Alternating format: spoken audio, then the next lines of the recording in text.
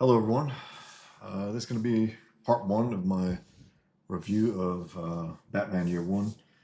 And this is right after I just reviewed Daredevil Born Again, which check it out at my YouTube channel. It's 7 parts. This one will be 4 parts to recognize each issue. And this was basically this is my Ars edition, which is fantastic. But I'm going to review it on my Comixology Kindle, on the one that I own there. I just want to show you a little of the art from the part one, including this, which was a big ad that they had, which was awesome. He is the world's greatest detective. That was a lead. And guys, check it out also. Again, this was published 6 months after the last issue of Daredevil Born Again. 233 Daredevil, and this is a Batman 404. Hey, Trevor, Skull! And look what he did. He came with a completely different style in this one. You see the muscles, the leg muscles? He whited them out. He went really bare. At first, I was like, what the? But it's beautiful. It's absolutely beautiful. Hill, Jimmy. Check it out, guys. Look at that. Really rock solid drawing. From the anatomy to the weight of the cape, the way it falls on his body, his mouth, the way it's set. It's all black. It's awesome.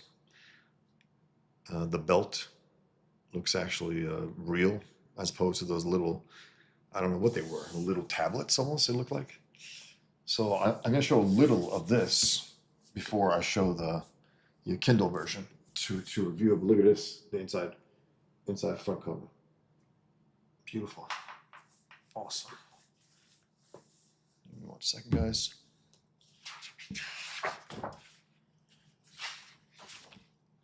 There it is also.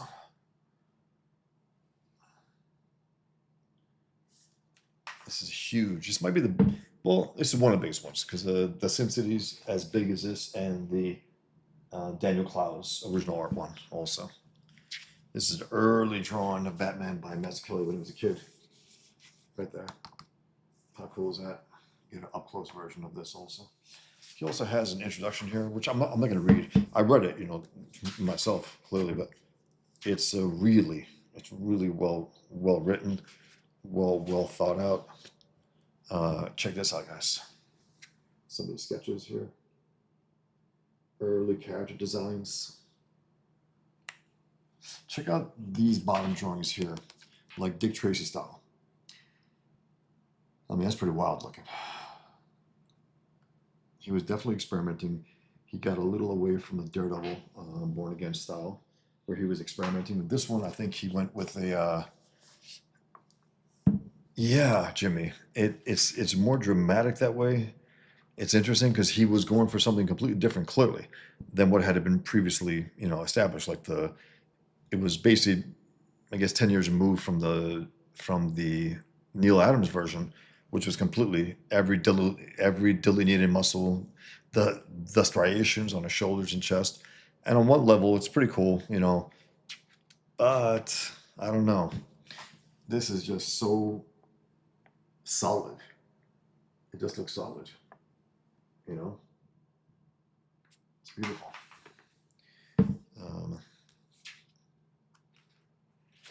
This shows some sketches here, but I'm just going to go through a few images from the part one, from the cover art here to the opening. I guess there's a splash page, even though it's a little different than a splash page. It's just something that's more like iconic images, which is really strong also.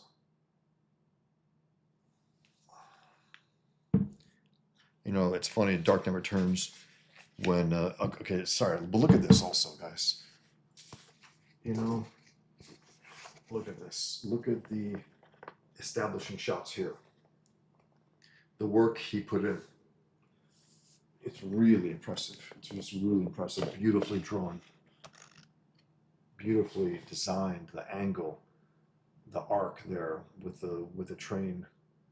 Bruce Wayne peering into him in that single window there on the plane. Look at this train station.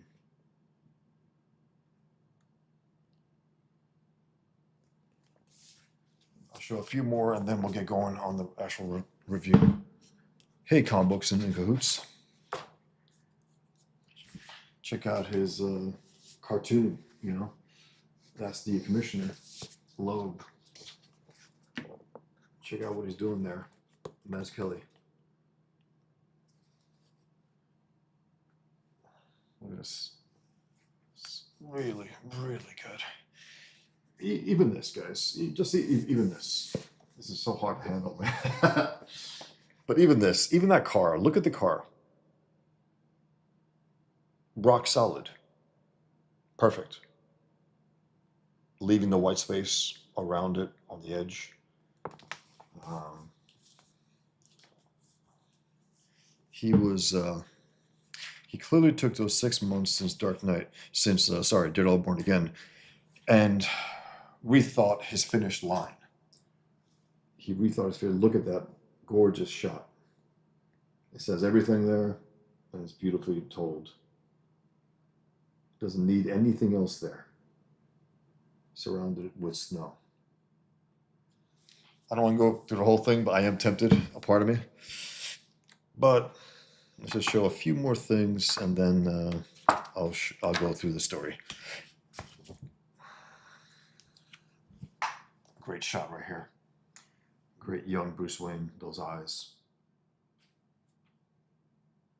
All right, guys. I just want to show that, and we'll get to the story. And I'll interact with you guys as I go along with no problem. Actually, I want to put it here so I can show it for next time. If I don't put it here, I might forget. All right, guys.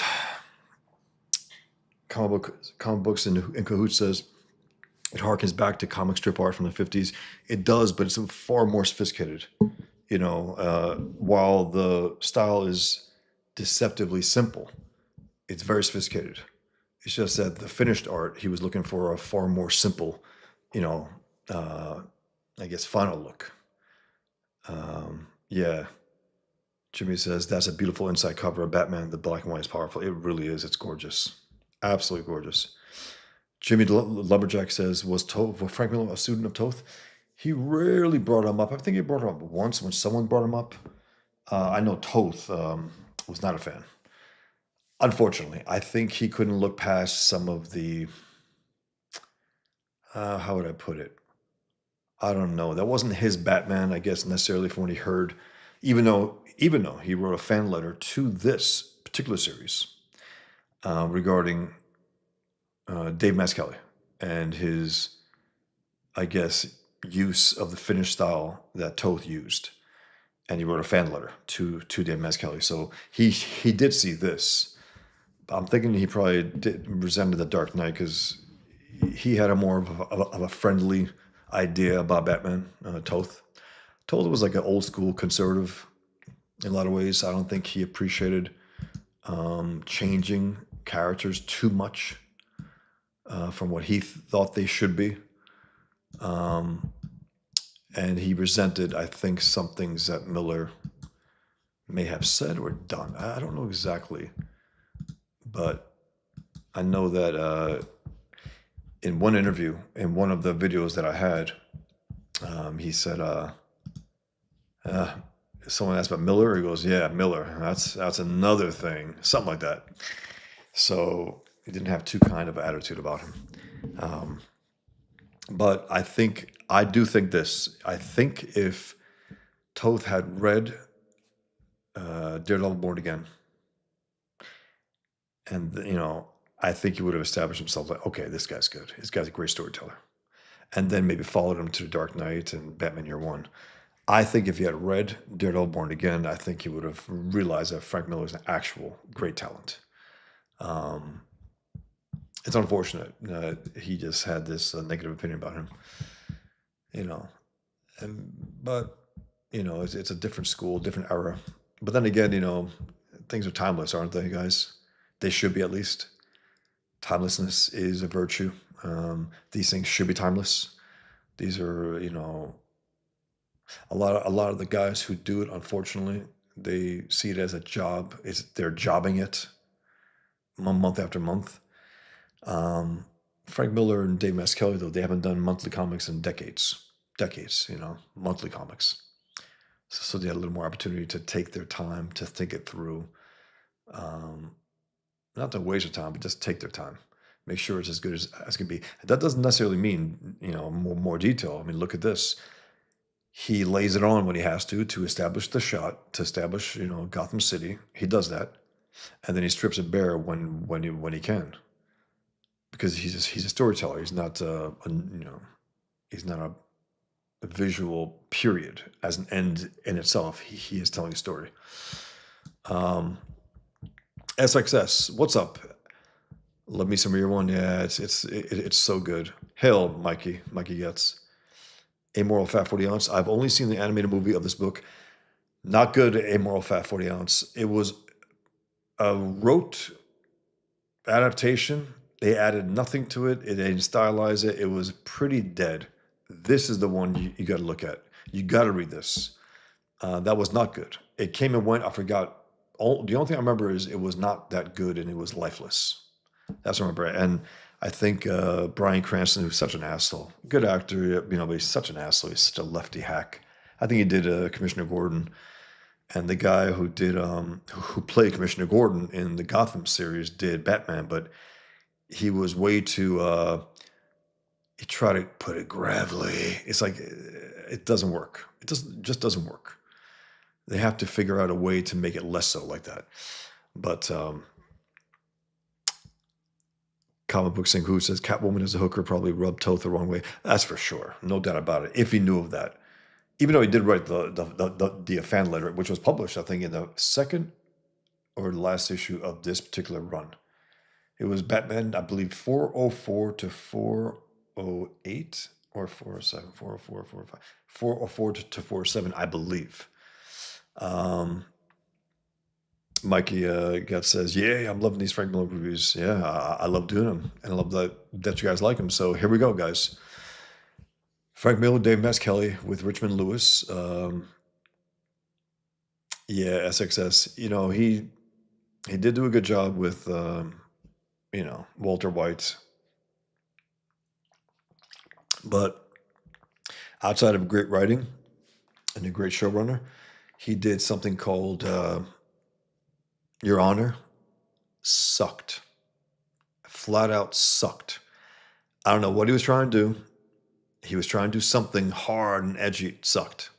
He played a corrupt, judge who was willing to sacrifice his entire, integrity of life for the sake of his son. And then, I don't know, it was really bad.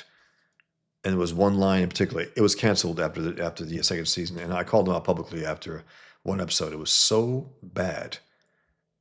His delivery on this one line, it was so bad. 401 to 404. Okay, Scott Greenwich. Okay. I always had in my head 404 to 407, something like that. 401 to 404. Okay, that sounds right. Hold on a second.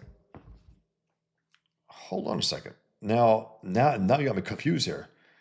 So I was right. I always had it in my head that's what it was, but let's see. Batman 401. Let's just see what it is. No, I think you're right. 404 to 407. Yeah, I think I was right as well. 404 to 407. Yes, there it is. From the Batman comic itself, 404 to 407. It was right after issue 400. They had a few fill-ins. They were feeling themselves around at that point. They didn't know which way they would go, but clearly they got Miller on there. They got Mazzucchelli. And they told this epic story in a very, how do I put it? In a very 1987, yes, 404 to 407, Scott Greenwich. And again, guys, this was published 6 months after Daredevil Born Again, and you can see the difference in his art, in Mazzucchelli's finished art. Again, the design work, it is what it is. The pencils, you probably can't distinguish too much between them for both of the series, but the finished art is where Mazzucchelli said, okay, I got full control here. I got my time. Let's see what I can do here. He went for a very graphic, bold change in the way he presented the anatomy of the human body. Because Daredevil, he was, shredded. His Daredevil was like Bruce Lee style, in a sense where all the anatomy was perfect. He was shredded with striations going through the suit at times, even like the extra muscles between the muscles, the lines on the muscles from his shoulders and the chest, everything. And then he went bare, with this. He stripped it of a lot of window dressing. He stripped it. And even his cover here, it's awesome. You see that there's a dry brush at work there, you know. Um, Mikey Getz says the panel with Batman trying to save the guy from the balcony and his friends trying to beat him and drop him all stuck with me powerful. Absolutely. It's great. All right, guys. Here we go. Batman Year One. I don't want to read this stuff. This was the original cover. That's the original art to the cover. Give me 1 second, guys. I gotta move this a little over here so I can move this here so I can get back if I have to. Okay.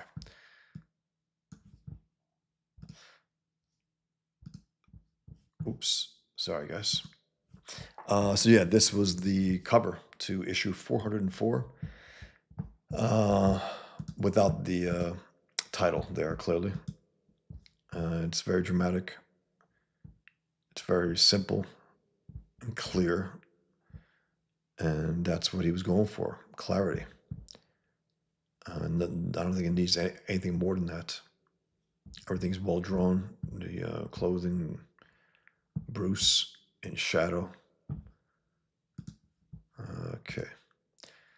So here we go. He will become the greatest crime fighter the world has ever known. It won't be easy. It won't be easy.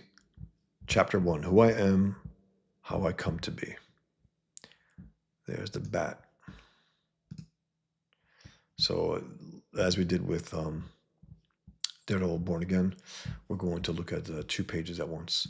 And maybe at times for certain panels, I might do this. I might pull in some close. I might do that. I don't know.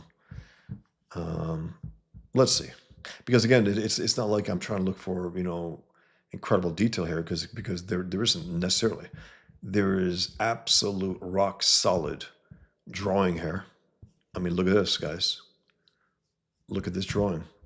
Rock solid. Everything means something. It's all sound, and it's just what you need without excess busy work, So January 4th of that year 1,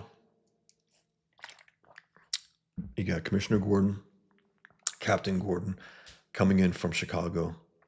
Something happened there.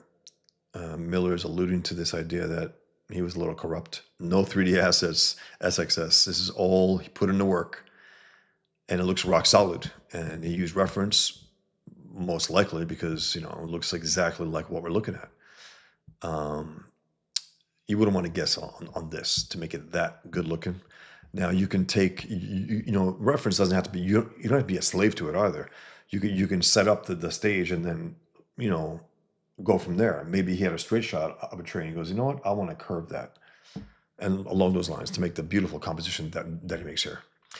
So here we are, January 1st. This is a narration by Gordon, James Gordon. Gotham City, maybe it's all I deserve now. Maybe it's just my time in hell. 12 hours. My stomach's been trying to eat itself for the last 5. Barbara's flying in. I don't care how much it costs. There's no trains, no way to come to Gotham. In an airplane from above, all you'd see are the streets and buildings. Fool you into thinking it's civilized. Man, he's coming there with a bad attitude, isn't he? Yep. And then here's the flight coming in. He just mentioned in an airplane.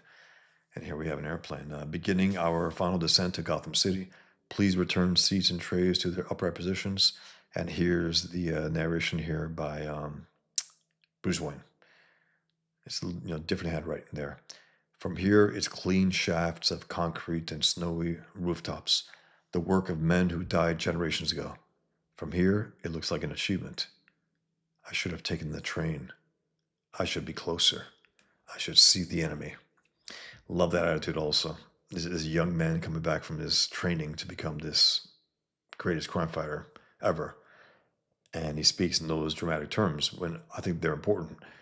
I think we need to speak. Hello out there. I think we need to speak about enemies, about our enemies. We don't do that anymore. We talk about our, how do they call it, our opponents and so on. That's how we, refer to our enemies. No, they're our enemies. They want to see us do really badly. They want to hurt us also. So, and then here's back to Gordon. By now, his wife, Barbara's gotten her test back. I only hate myself a little for hoping they come out negative. This is no place to raise a family. And you got this, I guess, Hare Krishna. Nice book for a small donation. No, please. Gordon. Lieutenant James Gordon. Nice book. Look at the pictures. Gah! This cop chokes him. Says, walk, skinhead. Name's Flass. Lieutenant. Name's Flass. Lieutenant. Detective Flass. Commissioner Loeb sent me to make sure you didn't miss your appointment with him. Hope you don't mind if I call you Jimmy. By the way, guys, I'm going to take some asides here. I always do that. Hope you don't mind. But I saw that on my Comixology, well, what's left of it, if it's not all Kindle now, because I know that they tanked. But anyway, Hush Part 2 came out. Hail, Goody Two Shoes. Has anyone seen it? Has anyone gotten it? I saw the cover. It's okay. It's a serviceable Jim Lee cover. It looks like a commission that they just slapped the title on. I don't know. If anyone got it, let me know. I mean, I doubt it's good, but I was reminded of Loeb here, Commissioner Loeb, Jeff Loeb, who's a mediocre writer, really is. But I'm just curious if anyone got it. I did, and yeah, SXS, yeah. I don't know exactly what happened, but maybe we could talk about it at one point. Okay, Good Two Shoes. Did you read it? Let me know.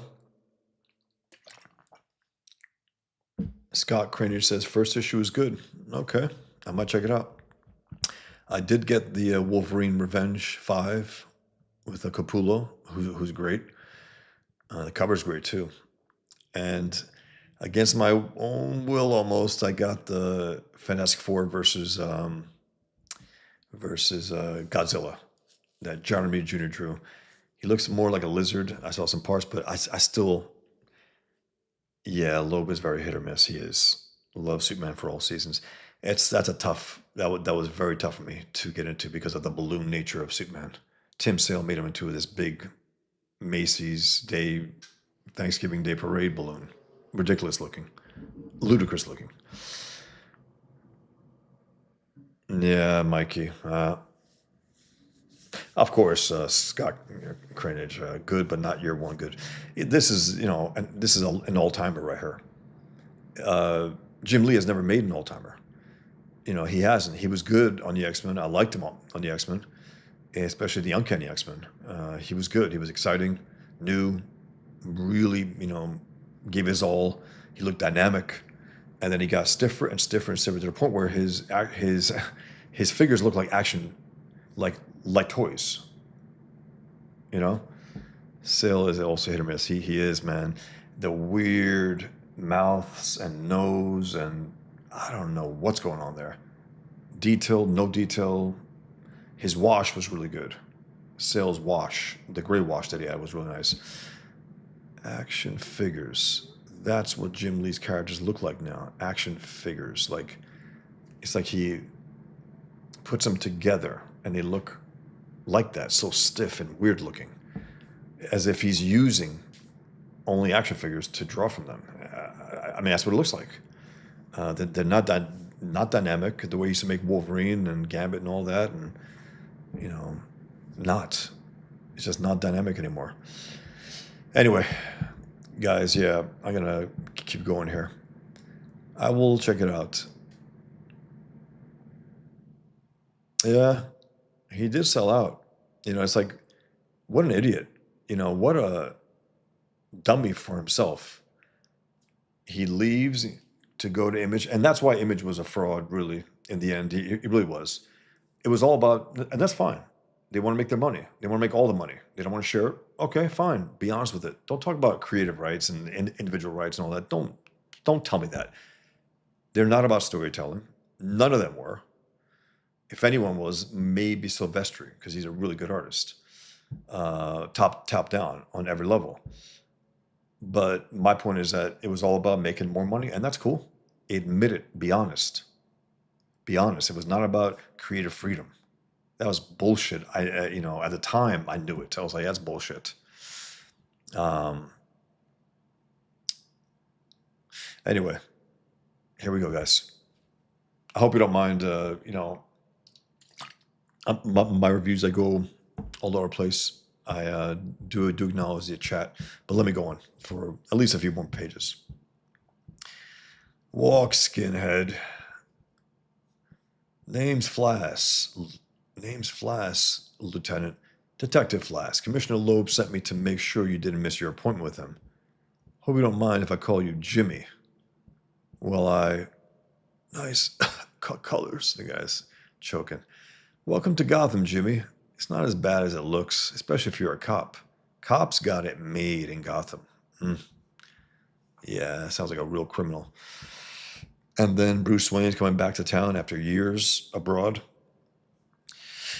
And the media's waiting for him. And welcome home, Mr. Wayne. How's it feel to be back? Princess Caroline. Any plans, Mr. Wayne? Any truth to the rumors? The 25-year-old heir to the Wayne millions declined to comment on rumors of romance in his life, or on his plans on his return to Gotham after 12 years abroad. We'll keep you posted on Gotham's richest and best-looking native son, Tom. A little hint, a little touch of Dark Knight there with the media. So here we go. There's a little mention of Harvey Dent here, while he's still a district attorney. Thank you, Jackie. Following the disappearance of a key witness, assistant district attorney, this is, when he's assistant, Harvey Dent has withdrawn conspiracy charges against Police Commissioner Loeb. So he was already trying to take out the commissioner on the corruption charges. Gillian, I guess Gillian B. Lowe, Commissioner of Police. We're all delighted to have you on the team, Lieutenant. You'll get my best work, sir, I promise. And we are a team. A team needs team spirit, don't you think? Yes, it does. And your record shows you've got what it takes. Gordon says, I know I made my mistake, sir. I'm grateful for this chance to prove myself. If there's one thing I can't stand, it's smoking. What mistakes have you made, Lieutenant? You kept the media away from it. That's the bottom line, isn't it? Yes, it is. Yeah. I'd feel better about toughing out the nicotine fit if I didn't have to smell those eucalyptus cough drops of his. And look at the surroundings, guys. This is the Commissioner of Police, supposed to be a serious man, a crime fighter. Look at this. Snoopy. Peanuts characters. This cartoon character here. A clown painting. It's like, what the hell's going on here? This guy's, he goes, I swear you won't have to worry about my honesty, Commissioner. He goes, last thing on my mind. Last thing. And look at his face here. Let me pull that up here. Look at his face. Again, a very slight little cartoon there. He's like, last thing on my mind. That's great. Yeah, look at this, guys. It's like, this is not a serious man here. It's supposed to be the crime fighter of Gotham City. And here's Bruce Wayne and Alfred. After 12 years, Alfred, I trust you've been well, Master Bruce. Wayne Manor. Mazzucchelli did use, if you hear a dog, sorry guys. Mazzucchelli did use Gregory Peck as a model. I'm going to check out your comments after a few pages, guys. Wayne Manor, built as a fortress generations past to protect a fading line of royalty from an age of equals. Mother, father, it's good to be back. Great coloring here. Keep it simple. He basically didn't color anything. Actually, Richmond Lewis, Dave Mescal's wife, who colored one issue at least of Daredevil Born Again, and here she is just leaving it all white, the paper. And again, that car is rock solid. Look at that. The weight of it, the line work, the underline, thick, beautiful. Even something like that, I'm just impressed by. It's awesome. So here's Flask drinking and driving, sloppily with some fuzz on his lip. Knew you'd like the commissioner, Jimmy, and he'll be just as good to you as you are to him. You can count on that. I keep telling myself it's either this or pumping gas. Then I tell myself I'm doing it for Barbara. And the brakes screech. Stop cold. He goes, Flask, what's? Nothing I can't handle solo, Jimmy. Mother know you're here, Stevie? Oh, man. Not anything, not doing any. Boom, whack. Punches him. And Gordon's just watching. He goes, I keep talking to myself. This time I say you'd better know your facts before you bring another cop down. He just met this guy. He knows he's got to bring him down, because especially in public. Flass has had Green Beret training, I can tell, and he knows how to use his size. I watch and I don't do a damn thing, and I memorize every move for future reference. And Gordon says, was that necessary? Had this little beauty in his pocket. It's a comb, Flass. I'm only human, Jimmy. Great cartooning here, man. Look at this. The subtlety there. Just the eye slanted. Him with that sheepish look. It's awesome. Very, very cool. And then this beautiful shot here, guys. Beautiful. Look at this. Very, very effective. He gets to see his parents again in this fashion.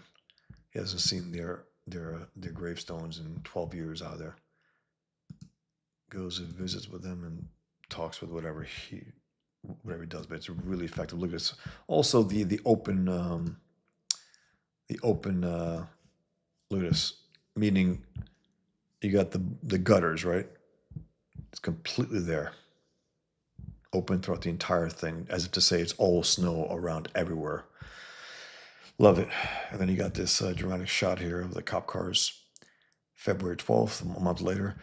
The boys, this is Flass to Gordon, because he's testing out Gordon. He's seeing if he's corrupt, meaning if he's good, if he's going to rat them out. So he wants to make sure he is what they think he is, because he did something in Chicago which wasn't good. They never get to it. They allude to it a little, but he's trying to start a new leaf. Gordon, he's trying to start, I guess, to be the cop that he always thought he should be. The boys, they've been asking me to talk to you, Jimmy. Thought maybe I could get a word in, knowing how tight we are. They're worried about you. I'm touched, Flass, but right now I'm worried about a homicide. Turn left. Again, the beautiful subtlety of Mazzucchelli and the acting. Look at this. Look at Gordon's eyes. Just a slide over. Really, really effective. Great angle, great shot, great drawing. Love it. He goes, never make it in this business if you don't learn to relax, Jimmy. I mean, we got our own way of doing things here in Gotham. I mean, you came down pretty hard on Morgan. I mean, you with a baby on the way. Call me Lieutenant. Make your next right. Call me Lieutenant. Make your next right.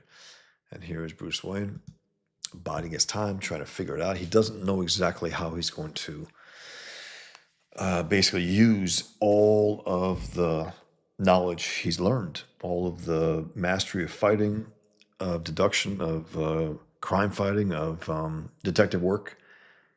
He doesn't know yet. He knows he wants to fight crime outside of the legal system. Just doesn't know exactly how to go about it. And these shots are great. I mean, these shots are great. It shows the power and the strength, even though he's just a man, that he figured a lot out over the years how to do certain things. He to become a little more than a man. Great shot, great inking, great finished work, bold, strong, and he's like, I'm not ready. I have the means, the skill, but not the method. No, that's not true. I have hundreds of methods, but something's missing. Something isn't right. I have to wait. I have to wait. That's pretty cool the way that bled over. He had trees outside the panels. February 26th. So Father Donnelly, he slips Gordon a 50 with a handshake. And Gordon, he looks at it like his hand's got a disease. Then he throws the 50 in the Padre's face, gives a squad a 2-hour lecture, puts Shell on probation. He's just not fitting in, Gil. I had such hopes for that boy. I could get the boys together, soften them up. No, not while I'm in town. There's enough heat on me as it is. No, you'll absolutely have to wait until I'm at the conference in Washington. 2 weeks, Flask. 2 weeks. 2 weeks to rough up our own. At least what should be our own. All right, guys, I'm going to go a little more. I'm going to read some of your comments here.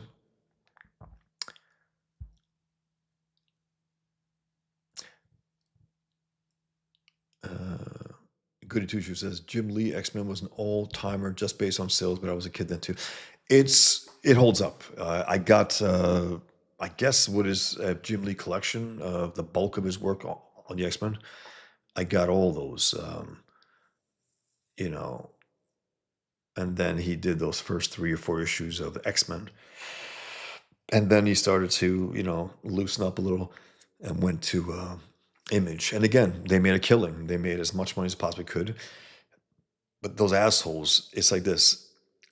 They made so much off of Marvel. But they said, yeah, but I'm not making enough. I want to make everything. And that's cool. That's fine. Be honest with it. Don't talk to me about creative freedom. Don't lie to me. They were lying. Because the work that they did there was less than the work they did at Marvel. Wildcats? Who remembers Wildcats, guys? Who remembers Wildcats? I mean, honestly. Please. Youngblood? Give me a break. Terrible. Unreadable. Pap, I mean, really, really bad comics. Terribly told. They wanted to cash in? Fine, but I would have respected it more if they said, look, man, I'm in this for the money. I want to make as much as I possibly can. I don't want to share it with Marvel and DC. Okay, at least we know that. At least we know that that's what we thought you were. SXS says he's added nothing to DC. True. About Jim Lee. They bought Wildstorm. He sold out. Why? Just stupid. Why? What have they done with it, Wildstorm? Where are his characters? Where's Wildcats number 100? Where is it? Mikey Getz says his Robin in All-Star is my favorite, though. The way he drew Robin in All-Star Batman, Mikey, because that was a very strange, off-putting series. Even though series, they stopped cold at issue 9. It was supposed to go on for at least a number more issues. Scott Cranier says, so far it compares to original Hush first issue. I didn't even care for the Hush original. I do have the special edition, at least digital form, just to look at Jim Lee's art at times, really. Not for the story, not for anything else, really. Just to look at his art sometimes. Some of it's really good. Sometimes it's really good. But it's not great. It's just not great. SXS, 100% the way Todd treated Gaiman proved that. Yeah, it was, look, it was about money. And that's, every July, it's about money. Say it. Be honest. It's not about creative endeavors. They're not artists. A lot of these guys are businessmen. They are, first and foremost. Jim Lee, what has he proven himself to be? An all-time great creator? Absolutely not. What has he done? Why is he doing this? trying to pump up some sales while he's in charge. At least say, guys, we sold a little more this month because me. Terrible. Scott Crane's Lee's art about 80% compared to the original. Okay. Egon Drancock, have you read Sylvester's Batman story? I looked through it. I looked through it enough where I like some of the art. A little too sketchy, to be honest. A little too sketchy. I wanted a more of a finished line work. I wish he got like a, I think it was his pencils published, as far as I know, and colored. And the story didn't look that interesting to me. I think I might have got the first issue, and that was it. But Sylvester's a great artist. He was great on day one when he did, Web of Spider-Man and then X-Men, and he was a good storyteller, great anatomist, very cartoony, exaggerated, dynamic. His Wolverine was really good too with Larry Hama, and even Cyber Force. It looked good. I didn't care for it, but it looked good. Witchblade, I never got that. I basically checked out after they all went to Image. I was like, nah, this is shit. I did get some of the issues that when McFarlane accepted the fact that he sucks as a writer, hired what he considered to be the best writers, and those stories were forgettable. I don't remember them. Do you? Alan Moore, Frank Miller, Dave Sim, Neil Gaiman. I was like, not that much of a difference really, because the character is not sound. Spawn, he's not a great character. Um, Survive Infinity 0088. What's up? Hail CG. SXS, simple and powerful. I think you're talking about Mazzucchelli. It is. Mikey Getz, who's your favorite Batman actor? Christian Bale. Christian Bale. I believed him. I believed him putting on that suit. I believed him. There was a conviction there with the way he played it, an intensity that Batman requires. I didn't care for some of the, growling, but I could live with that, because the overall performance was fantastic. He was a great Bruce Wayne, and he did the job really well, and he was committed to it, to be as good a Batman as he could be. And I was surprised that I didn't hate Ben Affleck's version. I didn't hate it. Batman versus Superman, he stepped up pretty damn good. He was pretty good in there, but yeah, Bill's the guy. Pattinson, I don't know yet. The jury's still out. I didn't like that first performance, the Batman. I didn't like it. I didn't like his whispery voice. I didn't like that either. I didn't like the fact that he didn't look all in. You got to be all in. He's an emo guy. It's like Bruce Wayne. His Bruce Wayne is ugly. It's like, what the hell's that? He's pale as hell. He's dour. The black hair is like black eyes. Like, he looks ugly. The guy's not ugly, so I don't know what the hell they did there. It's supposed to be guys. You're supposed to separate the two characters. They're not one. I know you think you're being clever and different, but it's stupid. Everyone in the cities. Oh yeah, that's Batman. That guy. That guy right there, the dark guy. The guy's always looking around grim. That's Batman. Yeah, it's just stupid. Really dumb. And it doesn't take years to make. It's like they're pretending it took years to make that. Now it'll take years to make this other one. Like 4 or 5 years later. Come on, get serious. It doesn't take that long. They're fucking around or something. Matt something. I've got his name, but it's tough to listen to interviews with him. Also, he's such a hack from the. He's better than J.J. Abrams, but he's from that crowd. He's from that crowd, and he did a good Planet of the Apes second and third one. His Batman, though, I don't know, man. They were too weak to resist calling out white people. Too weak. I'm gonna read a few more of the guys and then get back. And I hope you don't mind this. I could do, a complete. I could record my reviews completely, but I like the organic give and take. Let me know, guys, if you don't, and we can go from there. Because if you don't, I'll consider it. I'm not going to be, audience capture and all that. I'll only do what you guys algorithm. I don't play that bullshit. I do what I do, but I like doing this. You guys tell me though, if you don't, if enough to you tell me don't. We'll just do an open forum, an open stream. That's fine. SXS. I never caught the bit about Gordon possibly being corrupt. Yeah, it's alluded to about his time in Chicago. Um, it couldn't have been that bad though, because if it's that bad, you don't get another shot, no matter where you go, even in a hellhole like Gotham. Um, Mikey says Batman thought Gordon was at first. Crane style. Hey Bosch, hope life is well. Appreciate these inside this rooms. Thanks a lot, man. Appreciate you saying so and being here. Thank you. Um, Mikey says, I like Image, but if they were for creative freedom, CG wouldn't exist and they'd be publishing Pitman. 100%, Mikey. 100%. They have their click and they play the same game that the mainstream does. They don't do anything controversial. What have they published controversial? What have they published as, whoa, holy shit, Marvel DC would never publish that? What? I don't know. You know. Warzone, the board, Time Lord. Spawn till the timer ran out was at least okay. Spawn in an alley sitting on a throne of bone, not good at all. I got some of those issues bad. And I remember it was like a haze. Greg Capullo is a great artist, a great comic book artist. Day one, he was great. His X-Force was great. His Quasar was great. Got better and better each issue. And then, Todd just snapped him up and buried him underneath his inks and Spawn for years.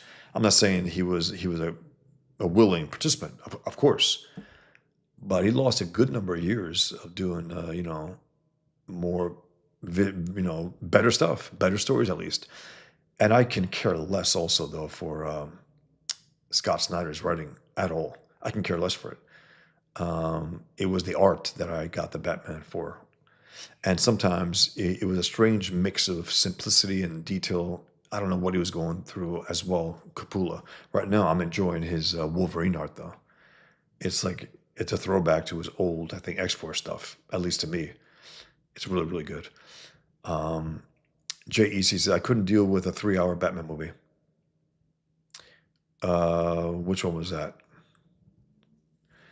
Egon the Dragon Cock said, I think with Pattinson, he's more of a product of the director. He said he wanted his Batman based on Kurt Cobain. That's just so stupid. It's so corny also. It's like, what a... And he puts even the song in there. It's like, you got a lyrical song in a Batman movie? Really bad. Really bad. Ugh. And he looked a little, I don't know, like a homemade costume. I guess that's what they were going for, with that squared off nose. And his mouth looked a little weird. I don't know what was going on with his little chiclet teeth. It looked weird. They have to step it up next time and make him the Bruce Wayne. Make him the Playboy, man. Just do it. Get Pattinson to look more like himself. Don't look like this ugly little, I don't know, lost boy with a black under his eyes and black hair and looking dour every moment of the day. It's like, again, they're going to know it's you, dummy. Warzord, the board Time Lord, says, I miss the days of 90-minute genre films. Yeah, they were pretty common. Sometimes when I put on a movie that I want to watch, if it's under 2 hours, I'm always pleased, always. JEC says, I like the streams where the host interacts. Cool. Thanks for saying so. I like it too, but you never know. Mikey Getz says, no, I appreciate going through classic comics and talking to a king. Thanks, Mikey. Appreciate it, man. Jimmy says, this format works for me. You're the boss, Bosch. Thank you very much, Jimmy. Very, very kind. Thank you. Trevor says, never thought of Gordon as corrupt. It all seemed to allude that he told on other corrupt cops. Maybe, Trevor, and I'd like to believe that if that's the case, but they never lock it in, so don't know. But this is like a prison term, him being sent to, he's being punished, basically, being sent to Gotham, clearly. JEC says, Capullo said in an interview he went through a divorce and he was in rough shape for about 10 years, drinking too much. Then he met his new wife and started working on Batman. Wow. I remember something along those lines. I remember, was it reading something, or he did say something, and it was just a slog. You got a great artist buried under, again, McFarlane inks for a decade with, well, I don't know. I mean, at that point, it's like Spawn's just completely, it's like it's off on its own thing. It has nothing to do with the audience even. I don't even know. I just know that I lost complete interest for it. And that's good to hear because Capullo is a great artist. Again, I want him doing, big high profile stuff. It's good that he's doing Wolverine right now. I'd love to see him do the Hulk or something, or even maybe some Spider-Man. He's really good, and he's still good. Um, it's a I wouldn't say it's great revenge, the story wise, Jonathan Hickman, but the art's really really good. Um, yes, Scott Cranium said I was down after Court of Owls new the 52. That's all Snyder had in him. Yeah, but even that was like, you know, okay, it just wasn't great. Trevor says kinda last good cop in a bad town type, a Dirty Harry. It's possible, Trevor, and I hope that is the case. I think it is because overall, we know Gordon to be a good man. We don't know him to be a petty, corrupt cop. We know that's not him. It's never been him in any iteration. The movies, the shows, the comics.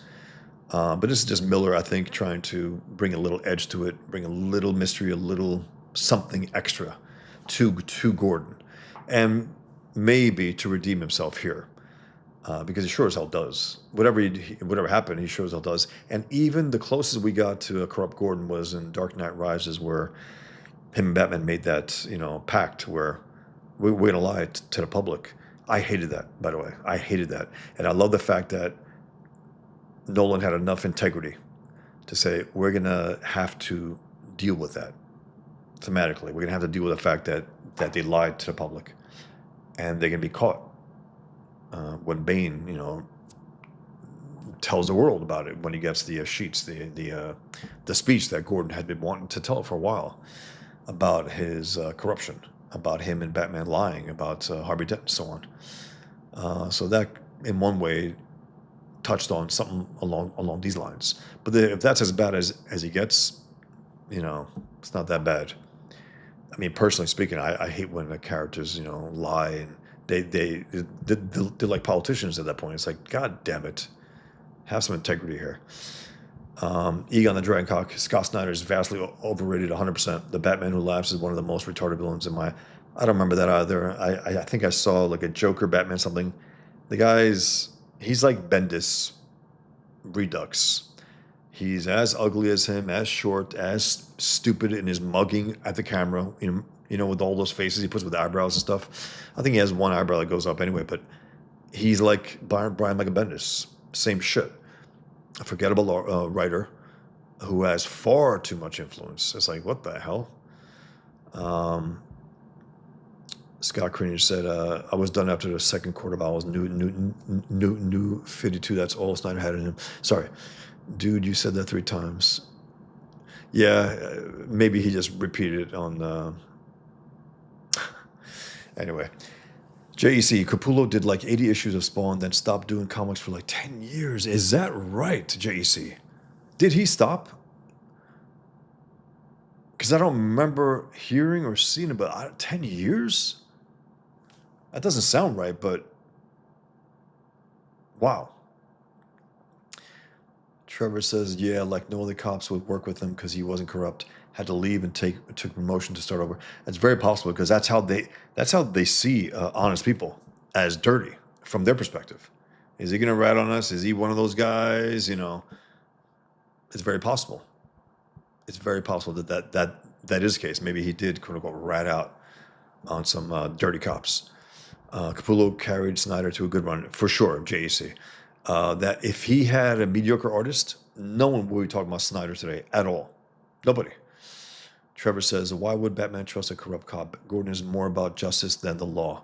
That's for sure. But that's the thing. Also, Miller is the one who put that in there. The idea that, he's being punished somehow. And Gordon doesn't explicitly say anything about it. So, if anything, that's on Miller for not being explicit. At least come clean at a certain point within a story. Because we are here left with this idea that there's some kind of haze around Gordon's career. And it's not the point that, of course Batman wouldn't team up with a corrupt cop. He wouldn't do that. But he has no choice who he has to deal with now. No choice. If he gets a decent cop, that's who he has to work with. Because it's a criminal institution in Gotham. It's a criminal police force. Trevor, God, Bendis can be so insufferable. He's the worst. And that guy cashed out also. Think about that, guys. Where is he? Where is he making his own independent comics? Where is he? Nowhere. He took his money and ran. He took Superman, bombed there. We haven't heard from him since. Maybe he's still out there. I don't know. I don't care. JEC says, yeah, Capullo was drinking a lot, didn't do anything from the early 2000s right up until New 52. Incredible. That's tragic because the guy is really good. I remember seeing him. He reminded me of like JC. What is it? Like a Popeye artist. Something about his art. Terry Alston, Popeye, really good, and a willingness to exaggerate a little. Fine detail. Guys, thank you. I'm going to continue now.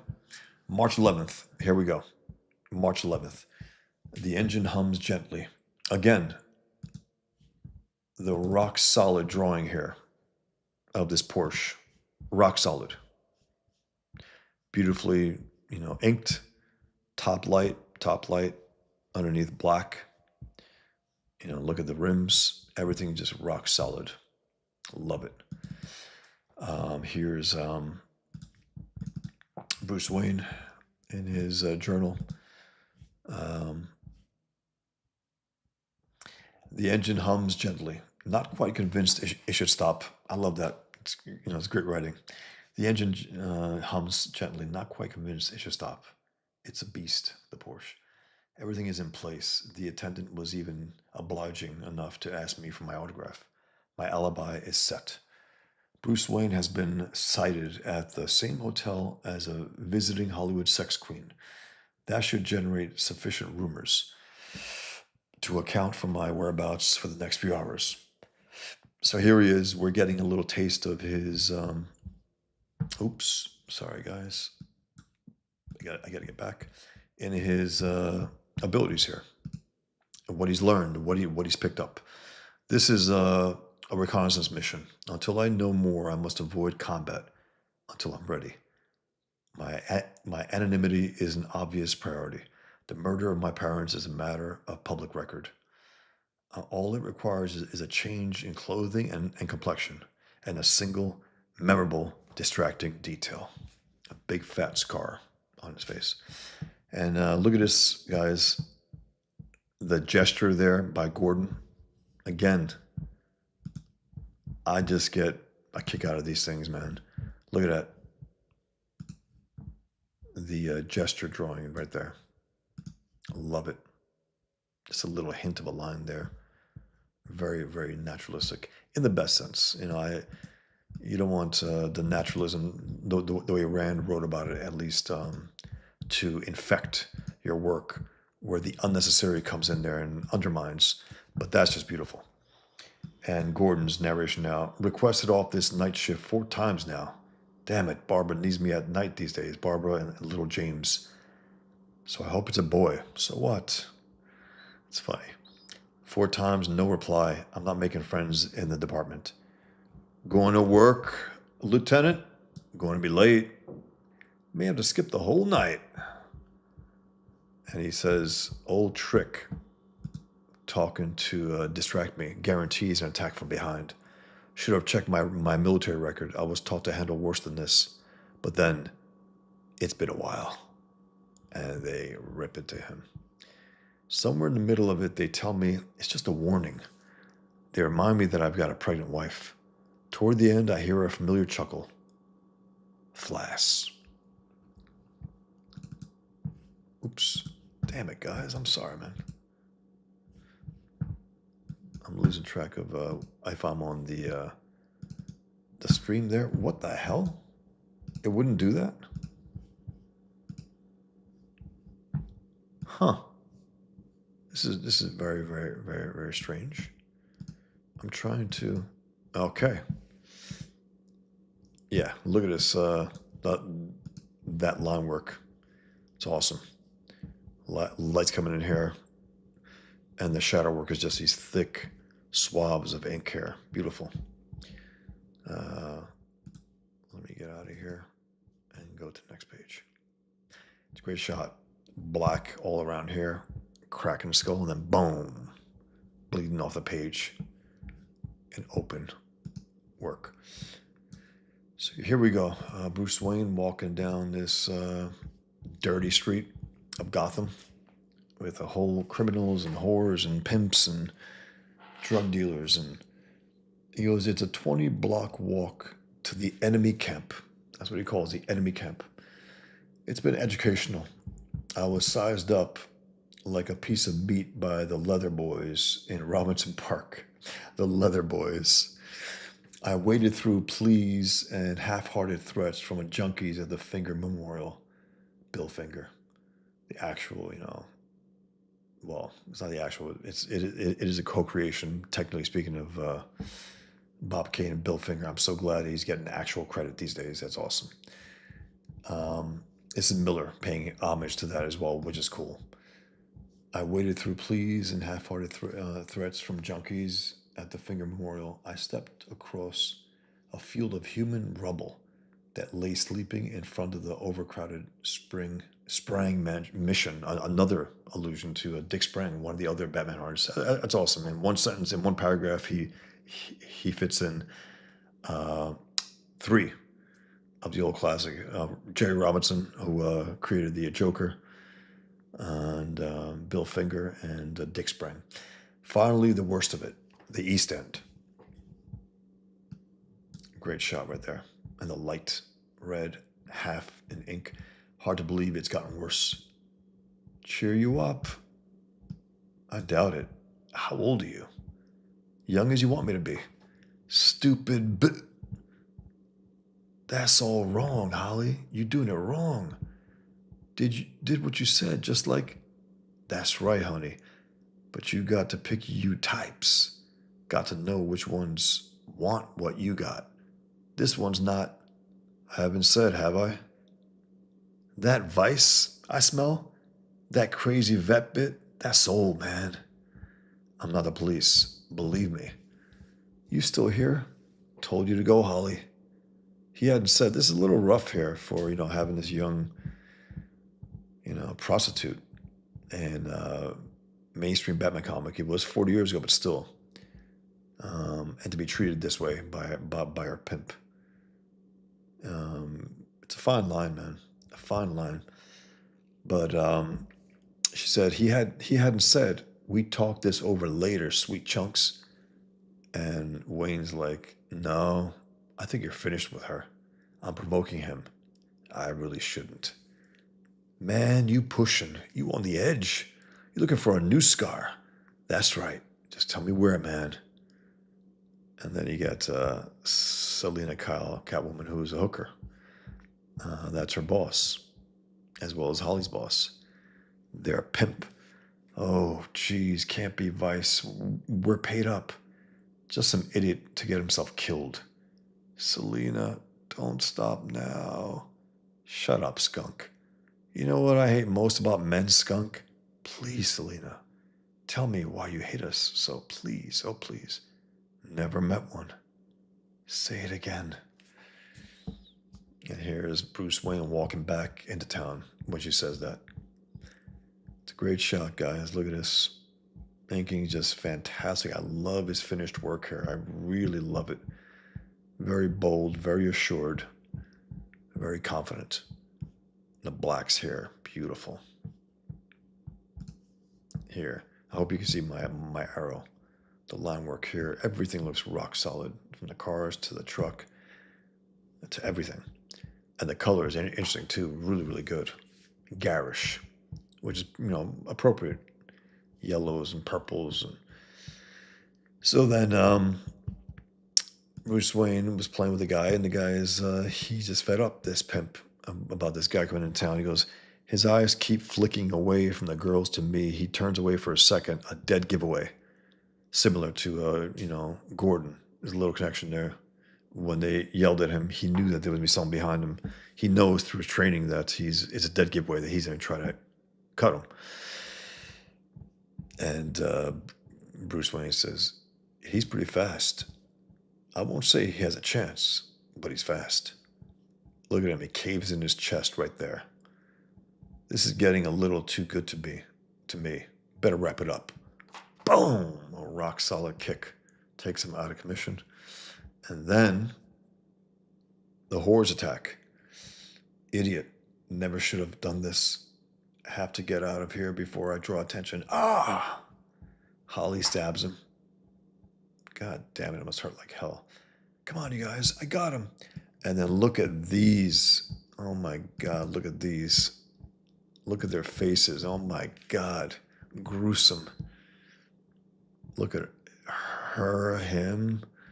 Is that a trans? Gruesome.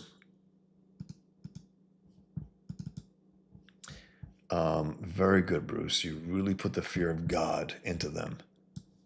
And Selina's like, damn it. It's a great shot. Great shot of her. That's another great shot. Look at that, guys. Nobody hurts Holly. Hurts. Betty broke my wrist. And look what Bruce Wayne does. That fat pig takes her, throws her right over. It's a great body work there. Boom. Crash landing. Mess. Made a mess of it. No excuse. Didn't control myself. Another one. Hissing like a cat. Hissing like a cat. Looks like she knows what she's doing. Be careful. That's good. She's had karate training. But only karate. You know, because Bruce Wayne, he knows it all. He knows every martial art. He probably picks and chooses whichever ones he likes from there. And Taekwondo, Jeet Kune Do, Kung Fu, karate, who knows what. Krav Maga, Judo, Jiu-Jitsu. He goes, oh no. Selina, get up, Selina. Screech. Cops come. There was also, guys, me and John Malin were reviewing Secret Wars last night. There's fights with men and women, and there's no hesitation there. As with here, Bruce Wayne's throwing these women, hurting them, kicking them, punching them out. There's no, I can't hit a girl type thing. Hey, man, if you're being attacked, you're being attacked. I like that. Equal opportunity, right? Women's lib? All right. You attack me, I'm going to knock you out. Freeze. If I'm caught, it's over. He's thinking like, oh my God, my first night out, I really fucked up here. And what do? They shoot him. No warning, no nothing. They shoot him. Hey, he didn't move, man. He was going to. And again, great shot. Great art. The red background, the silhouettes, the blood there. Man, really, really good. Hit an artery, losing blood. Get up before he needs a doctor. Maybe after he's booked. He's no, can't let them, can't. Boom. Blacks out. And then he hears the cops. Any cash? It's a criminal police, every single last one of them. Any cash? Couple bucks, no ID. Actually, there's a handful. Merkel, I think, comes in here. The one who ends up in the Dark Knight, who's his right-hand man. Any cash? Couple of bucks, no ID. Look, man, he's bleeding all over the seat. We got to take him to a hospital. You look, boy. I've run in 1,000 like him, drifters. Who needs him? If he dies, you two. This is Bruce. You two. Stop the car. Get out. What the hell? Don't mind him, boy. Probably hopped up on something fast, I warned you. Chink! I love that. Bruce Wayne's a man. He's a tip-top shape. And he snaps those handcuffs. Oh my God, he punches him. Knocks them out. And of course, he's a human being. He's a hero. And he says something here. I love that, the way he crumples the car. That's just the way you do it. You don't put unnecessary detail. You just crumple the inks in there. Beautifully done. Shattered glass. Rocked into the truck. Really, really effective. And then you got this simple flames here. Really, really good art. And this is Bruce Wayne talking. He goes, fire. Only take seconds to reach the gas tank. Sirens Sirens, more police. Tank will go before they get here. These men, they probably have families, meaning he's going to save them.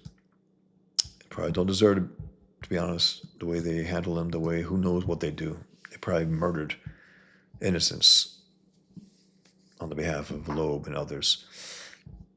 Smoke from the blazing police. This is the news. Smoke from the blazing police cruiser can be seen for blocks. The two officers were found unconscious 30 feet away. And he did that. And he hurt himself doing that as well. He's shot, but he still had enough wherewithal to drag them out of the way. And he keeps blacking out. Love that. They did that in Daredevil Born Again as well. Just a black panel being knocked out. Ugh. Made it somehow. Must have made it here to the car. Again, great shot of the Porsche. Hope I didn't do anything stupid getting here. Done enough wrong tonight. Turn the key, Bruce. Isn't difficult. Just a little slippery. Great descriptions. Great writing. Just a little slippery. Great work. McFarlane did a Daredevil issue where he ripped off a few poses from Mazzucchelli. He ripped off this as well, and this on this drawing here on Batman Year 2, I believe. It was such a terrible swipe. It was like, what the hell? You don't have to swipe. I mean, you're good enough not to, but he did. I just remember that. It just jumped out. So this is Gordon, who is beaten, bloody, but up and about in his car with a bat. That's probably not by accident. He's using a bat. They did just enough to keep me out of the hospital. Can't let Barbara see me like this. And he's listening in. Detective Flass, he's off duty. No, actually, he just called up and asked where he is. He's off duty, Lieutenant, probably at the poker party over at Shoots with the guys. Gordon's like, the guys. And then he's driving, he goes, maniac, almost hit me. Scree. Gordon, there's a Wayne. Almost hit each other. He goes, should arrest the clown. No way to treat a Porsche. God, fear of God. That's Bruce Wayne's car. What's he on? Cocaine. Rich people take cocaine. Saw a special on it. It's funny. And Bruce is just locked in. He goes, fear. I have to make them afraid. Guys, I don't know what you think about these things. I just love it. I love these type of, it's all about form. Everything looks beautifully placed. And it's just about having enough lines in there just to show you that this is a car and it's simple as hell, and you don't need more than that. And the color's really good too. But guys, this was at a time where color was starting to change a little. From this, the Dark Knight in particular. Dark Knight revolutionized color. After that, everyone had to step up. They had to. They couldn't go back to that, primary colors, and that's it. And a few mixes here and there, but not much. Because if you notice here, you got a little white there. You have that right there. This, that color, that blood looks really good. The bruise right there. I'm sorry, guys. I hope you can see my pointer. But here we go. So dodging the Porsche gives me enough adrenaline to make the drive to Bay Ridge. Now, he's also really, really hurt. Not as bad as Bruce. Bruce has been shot. Bruce can die. Whereas he's bloodied and bruised and maybe a little broken too. Who knows? Because they beat the shit out of him with their bats. Dodging the Porsche gives me enough adrenaline to make the drive to Bay Ridge. The bruises are starting to form and my spine feels fused when Wilson says goodbye to the guys. Of course, Wilson's the first to leave. Doesn't want to make his wife stay up too late waiting for him. He's still got his girlfriend to see tonight. He has contempt for his colleagues, clearly. Lowlifes. 20 minutes later, Stanson stumbles out, hunches over like he's lost his life savings. Then Rennie. I let them both go home. He wants to get to the source, to the leader of this gang. Finally, Flass. He staggers to his station wagon and gets in. It only takes him 2 tries. I hear his engine start and watch him pull out. He almost flattens the mailbox before he remembers to turn his lights on. I keep mine off and follow. I haven't seen a house in 3 minutes when I pull up beside him and jerk the wheel. He's 10 miles over the speed limit. Not fast enough to kill him when he hits the tree. Again, it's just a great way of drawing it. Crumpled car right there, just a nice lines, and that gun is pitch perfect. That gun is just rock solid. Beautifully drawn. And Gordon goes on. I show him my gun. He says my name and drops his. Great shot to show the contrast between them, the size. Right here, guys. Oops. Sorry, guys. Great shot to show the contrast between them. Gordon, Flass. He's big. Green Beret training. It's been 15 years since I had to take out a Green Beret. Even so, he deserves a handicap. That's pretty awesome. Throws him that bat. He says, "You're drunk, so at least take this. Give yourself a shot. I don't crack his skull. I don't crush his larynx. I don't break his ribs or punch my hand through his chest. I do just enough to keep him out of the hospital." I toss his gun into the woods. It should be rusty by morning. I take his clothes off and leave him in his own cuffs by the side of the road. He'll never report it. Not Flass. He'll make up some story that involves at least 10 attackers and never admit I did it. But he'll know, and he'll stay away from Barbara. Thanks, Flass. You've shown me what it takes to be a cop in Gotham City. And even this, guys, look at this. The semi-silhouette with the other details popping out. I love that. I love the blood there. Rock solid. The line work there. Really, and look at this, that thick, bold line around Flass. Great movements also by Gordon. That hand is in silhouette. That one's open. Even this right here. I'm sorry, guys. I hope you can see the arrow. I switch between what's on my screen and what's on the account screen in terms of my streaming platform. Sorry, so I'm not sure if you caught all that, but I was just looking at these fine details here. That line, the thick, bold line there, his double chin there, being hit back, and even that great little frame around him. It's awesome. We got a few more pages, and then I'll check out your comments and wherever else. We'll see. If you guys want to hang out for a little, let me know. Again, the crumpled up line work. I love it. He crashed into one of his parents' classic cars, and he's bleeding like hell. And here he is. He's saying, "Father, I'm afraid I may have to die tonight. I've tried to be patient. I've tried to wait. But I have to know. How, Father? How do I do it? What do I use to make them afraid?" He knows that's a key there, to make these fuckers afraid, to make them scared shit so they think twice about committing crime. And he hasn't quite figured it out. If I ring this bell, Alfred will come. He can stop the bleeding in time. Another of your gifts to me, Father. I have wealth. The family manor rests above a huge cave that will be the perfect headquarters. Even a butler with training in combat medicine. Yes, Father, I have everything but patience. I'd rather die than wait another hour. I have waited 18 years. 18 years since Zorro. The mark of Zorro. Since the walk that night. And the man with frightened hollow eyes and a voice like glass being crushed. Boom, boom. Since all sense left my life. It's incredibly dramatized here by Mazzucchelli.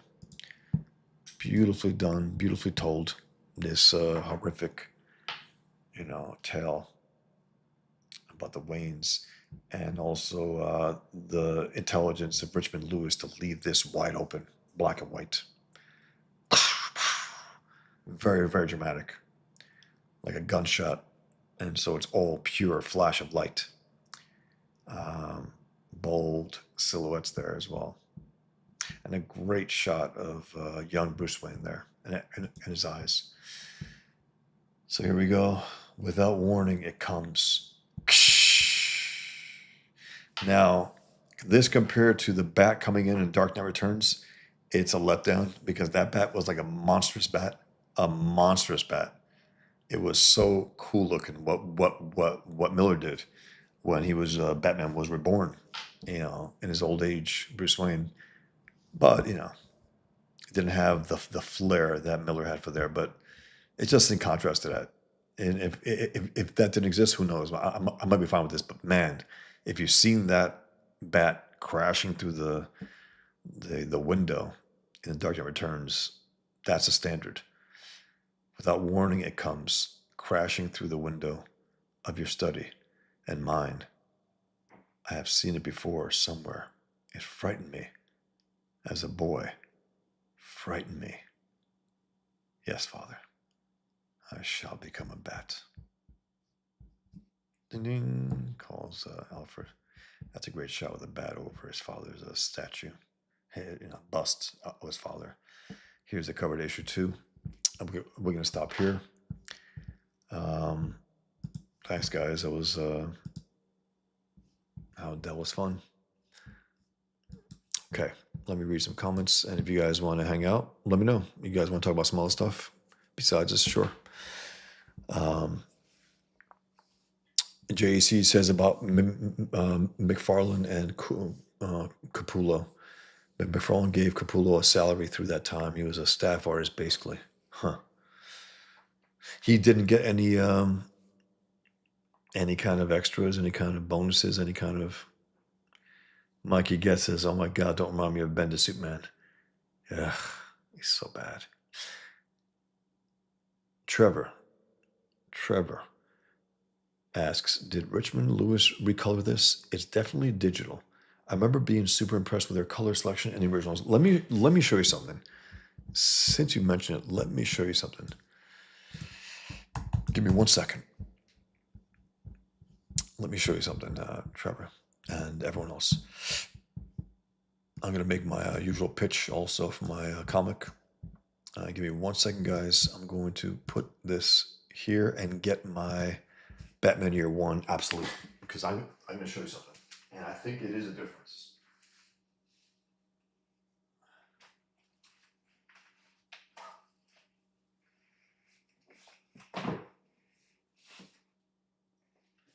Okay.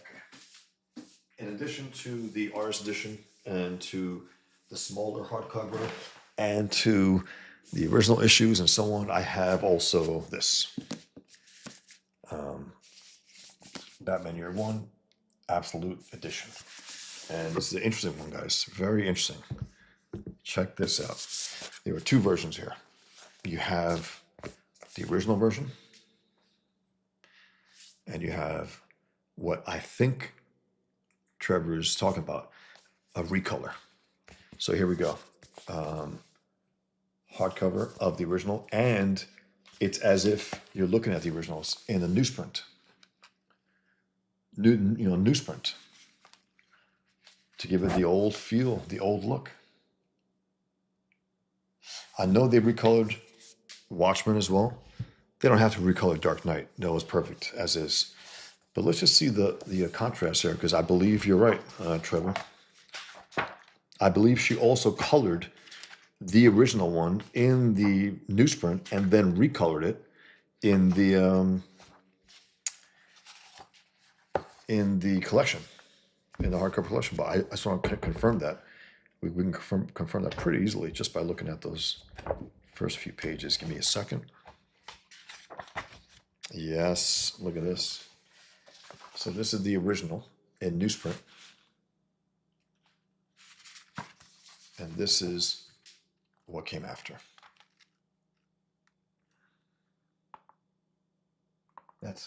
We're talking Very different.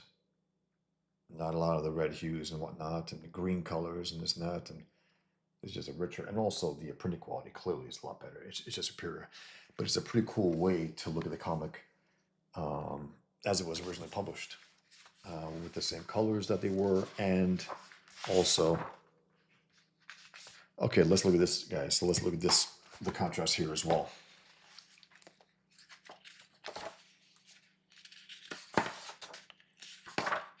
Okay. Here even, that page that we just saw with the cops shooting Bruce. And look at this. Oh, let me try to get this. Let me do this actually, side to side. Look at that. Clearly different.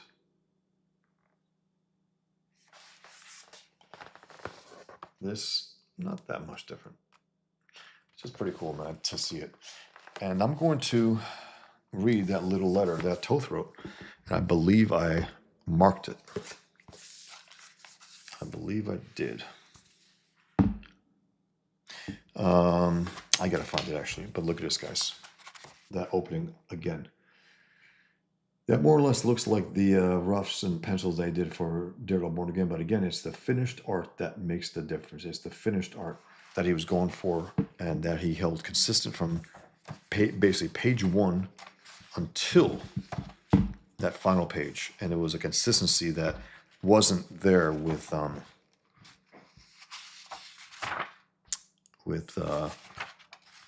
Daredevil Born Again. And it's not a lesser work for that, it's just that he was experimenting there. So here we go, guys. Here's a letter from Alex Toth to Mazzucchelli, published in issue 407, the final issue of Daredevil, of Batman Year One. The following letter made David M's day. This is I guess it was Denny O'Neil, the editor. The following letter made David M's day, Dave Mazzucchelli's day. Intelligently throughout. Well done, Mazzucchelli. This is what Toth wrote. A friend sent me copies of Batman 1 to 3.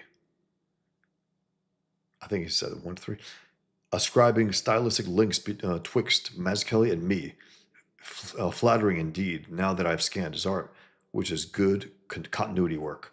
Approach, interpretation, and finish suggest the best of many like-minded storytellers. A happy blend of Pratt, Munoz, Hernandez, Battaglia, and Thorne's work of 20 years ago.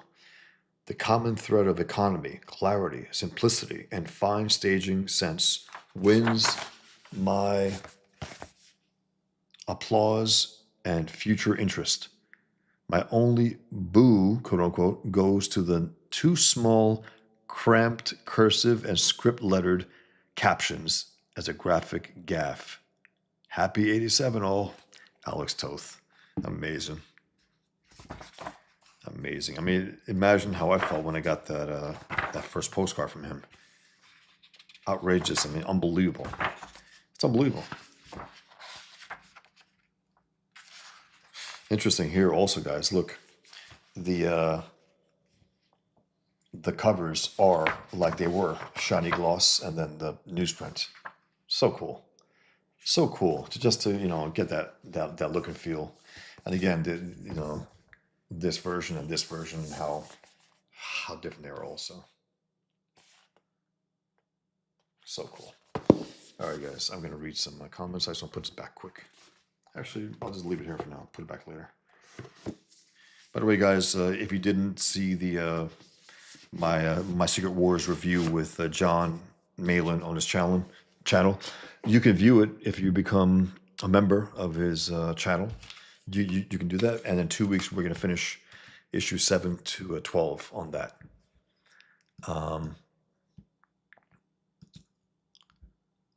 Okay, so I'm going to finish up some comments here, and guys, what do you want to do? Let me know. Okay. Yes, Trevor. So I believe that's what it is. So she colored the original Batman Year One, the monthly one, and then she had a second chance at it, and she colored that. The same thing happened with Watchmen. The same thing happened with Watchmen. For a special edition, they recolored it. And again, Dark Knight Returns, you don't have to recolor it. The original Spider-Man with Lee and Ditko, I want them to recolor it. I want them to make it really good color, not modern crap, just good, rock solid color to enhance the art. That's really what I want. I want that. They did that with Simon and Thor in the omnibus. It was recolored, the entire thing. It's beautiful. Beautiful. I want to see that with Burns' X-Men, Kirby's FF. I want to see that. I hope we get to see that, but there's no incentive for them to do that. It's a lot of work, a lot of, we'll see. But they did do it for the Thor thing, so it gives me hope. Also, Daredevil, Miller's Daredevil, recolor that. SXS says Bendis tanked Jurgen's great rebirth run. Might have been the biggest tragedy in comics of the 2010s, where he was doing it with, was that with Lee Weeks? SXS? Excuse me. 1 second, guys. Okay. SXS says, Bosch, did you ever read Brubaker, Cook's Catwoman stuff? Yes. Reminds me a lot of Year One Catwoman. Absolutely. I enjoyed it very much. Mike Allred was inking Cook, and I'm not sure if he was the right guy to do it, really. A little too smooth, a little too slick. Cook is a little rough. He needs a little toothy finish, but it was good. Layouts were good. It was fun. It was light. Then I got his The Score, I think it was called, the graphic novel Catwoman that he wrote, pencil and inked. Darwin Cook. Even though the ending it got very loose, way too loose, and in terms of the inking, you could tell he just, I think, just finished it up in a much more loose way than he did before, and it wasn't better. It wasn't better. Sometimes loose could be better, but it wasn't better. But Cook was great. He was really great. He made such a strong impact. He came in late in the game also, after he had a advertising career. He was sick of it though. He thought it was soul destroying. And then so he went to his first love, comics. And he did a hell of a job. Those Parker adaptations are great. Grey Wolf says, our youngest son got into Krav Maga for a while before he enlisted in the Army. Yeah, there's so many different types of martial arts. And again, Bruce Wayne knows them all. That's the idea about Bruce Wayne. He wants to know them all. There's always something. It's like this. When you're learning how to write, right? You don't just listen to what's good out there. You go to the bookstore and you look and you see what might jump out. It might not even be better than the next guy, but there's always something within the book or two. I've read dozens of books on writing. There's always something in a book of value to learn about writing. Always. Writing, of course, is the ultimate thing, but if you get a thoughtful writer who knows how to teach, it's invaluable. It's really important that you can learn actually a lot from that. Mikey Getz says, agreed. The first fight I got in was in school when I was little, because I was taught if someone hits you, hit them back 10 times hard. I think he meant back sex doesn't matter. Yes. Oh, okay, sorry. He meant, it's true. Whenever someone hit me, I pounded them harder than they ever did, and that was the end of it. And also, I don't know, there was something about it. Never got bullied. Why? I can't say exactly. But I got in some fights, and it's good to get in them. It's good to get punched and punched back. Have it, had part of your experience. It's something about it.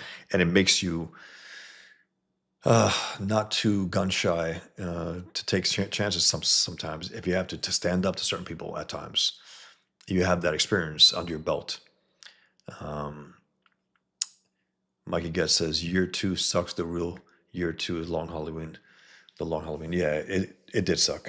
McFarlane was messing around with the cape. It's like, he's such an unserious storyteller. He really is. Batman's cape was a character in there, and that was it. It's like, okay, it's alive like Venom. It's like, okay, what else? What a strange to go from Batman Year One to this living, breathing 20, 30-foot cape that he gave Batman. Stan Labuda, Porsche. There was an E after Porsche. I don't, what, Porsche? I like saying Porsche. I just do. Uh, I think others do as well, I guess that's a thing. People might have like a little pet peeve. Porsche, don't like Porsche. I don't like the way it sounds, Porsche. Mikey Get says you don't have to stick around if you're bust, Bosch, but I appreciate chatting with you. If you're bust, if you're busy, I'm good, man. I got some stuff done, and I'm good. Mikey Get says I have the Killing Joke. Absolutely, me too. It has both colors. Yes, correct. They also redid that. It's pretty cool because these are comics that are worth bringing the final result on, the final touch. Rocketeer also, I got the special edition and the beautiful colors that were added after the initial colors. It's just better, and they have to do that, guys. They got to do that with the old Spider-Man, Ditko and Lee, with the old Daredevils, Miller. I want to see that. I want to see with the old Hulk also, 1 to 6 with Kirby and Ditko. I want to see those colors as well, recolored. Hello out there says I prefer the OG, the original Batman Year One.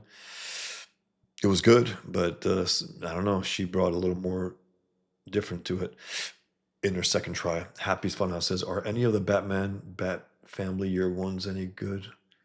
I think Chuck Dixon wrote Robin Year One, Batgirl Year One. They were fun. They were good. Polito and Martin, I think some Spanish artists. Really good guys, really good artists. Trevor says Richmond Lewis has such a great color sense. She does. She carries the mood better than most of her books of the time. 100%. She really does. She understood color theory.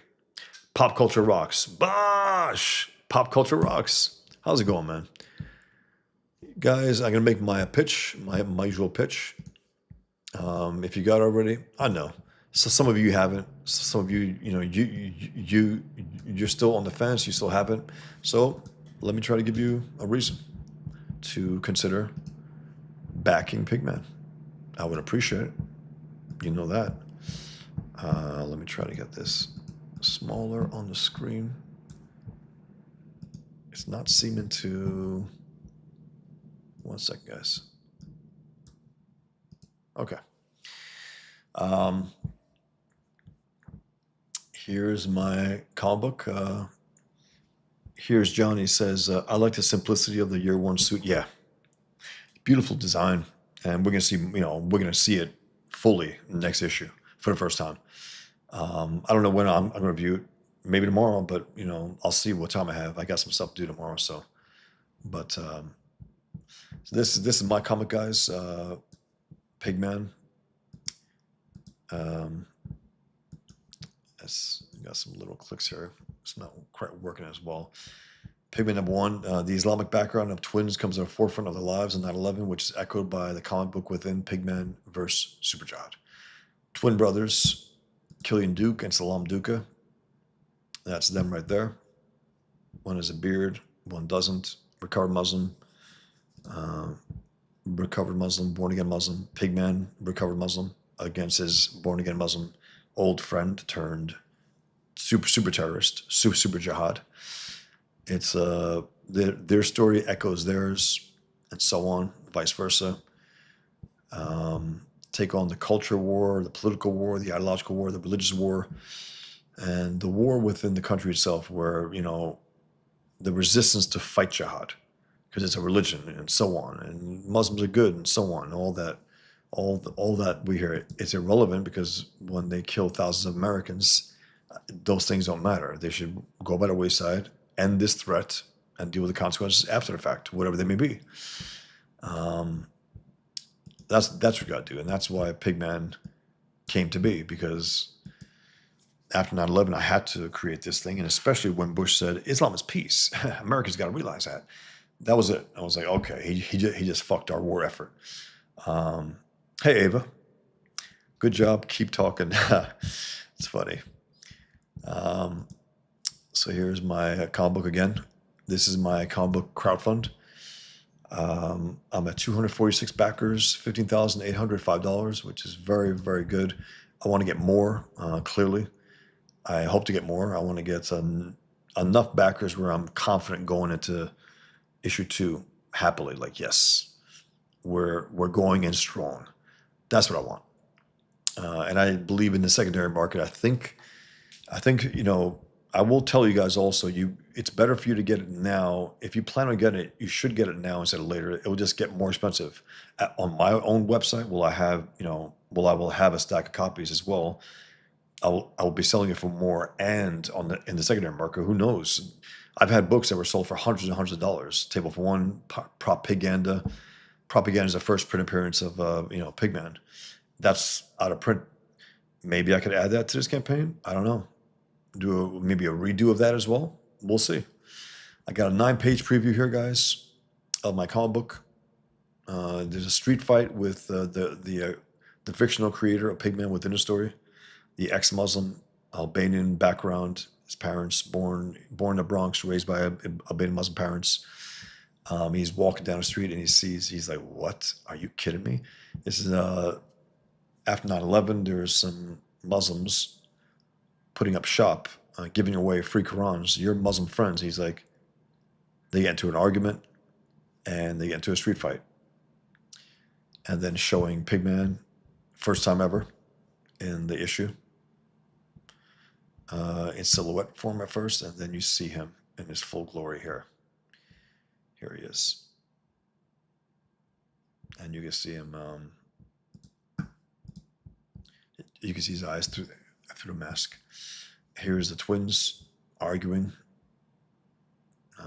battling it out. Pigman fighting Jihad. And here's part of the debates that happens between the characters on TV, comic book panels, entertainment shows, and so on, and interview shows, and then also I got 5 different covers, guys. 5 different covers. Here's the first one. Relative traditional comic book, action scene. Full close up of Pigman in war paint, jihadist blood. Show the 4 main characters. Pigman making his vow to end jihad, nothing less than end jihad. Here's the 5th cover. Pigman, just a profile shot. I offer Pigman hard index card drawings. The hard index card, again, it's the ink doesn't get soaked into, doesn't get absorbed by the traditional index cards. It's a hard plastic, like it's not a plastic, but it's a hard card that the ink stays on. It's very, very dark. I got 5 covers. You can get them all at once. I got the digital copies for mainly overseas readers and just those who want to read. That's it. Those who just want to read the comic. I have Pigman symbol on a T-shirt. I have a print of the war paint. I want it all pack. Trading card. Submission impossible. I also was asked to add my first graphic novel, and I did. I will have more copies of it later on. I make original sketch drawings, with pencil and ink on the covers. Those you will get original drawings by me, Pigman, Killian, and so on these covers. Original art you can own, and commissions. I got a number of these things, guys. So do consider backing it. I really would love your support. This is the only comic book taken on Islam and jihad in the world. It's not exaggeration. Miller took on Al Qaeda in a half-assed way. He said, "I don't know squat about Islam. Why? Why, Frank? Why didn't you do homework?"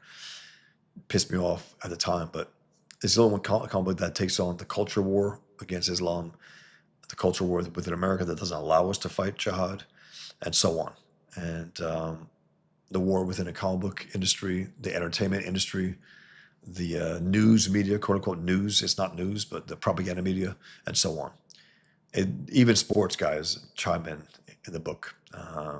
Jon Stewart is in there, and a lot of these hacks. So yeah, it's really fun, and Daniel Greenfield said is the closest thing to Dark Knight Returns, and that's an influence on me. Clearly, I have the media respond to Pigman, have the world respond to him. A lot of hatred's coming his way, and some love. You know, there are his cheerleaders, but politicians don't like him. He's taking a war into his own hands. They don't like that aspect of it. He's ending full jihadist groups who are not getting back together after he takes them out. The leftovers are like they just retire from jihad. And also, guys, it's funny. Believe it or not, it's funny. It's not just brutal and violent, and it's funny. I laugh at some stuff that happens there.